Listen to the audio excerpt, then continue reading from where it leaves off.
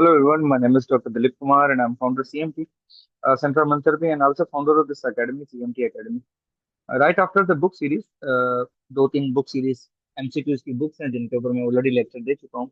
और gulf countries के तो मैं वैसे प्रिपरेशन कराता हूँ, लेकिन रिसेंटली मैंने एनपीटी और ऑस्ट्रेलियन फिजिकल थेरेपी एग्जामिनेशन में डिफरेंट बुक्स यूज होती हैं। तो ये बुक एक मेरे सामने है। मैं कैपलान और स्कोर बिल्डर को तो ऑलरेडी कवर अप कर चुका हूँ।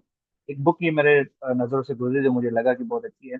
जितने भी पोस्ट ग्रेड एग्जामिनेशन होते हैं, एंट्रेंस एग्जामिनेशन जो पोस्ट ग्रेजुएशन के बाद आप तर्बी में देते हो, डिफरेंट जैसे पाकिस्तान में होती है, सेंट्रल पब्लिक सर्विस कमीशन हो गया, तो वहाँ पर डिफरेंट एमसीक्यूज यूज होते हैं। ये उनके ऊपर एक बुक लिखी गई। तो इसके टोटल 11 चैप्टर्स हैं और हर सब्जेक्ट में अराउंड अबाउट 150 क्वेश्चन हैं। तो this is lecture 5 and let's continue with this one.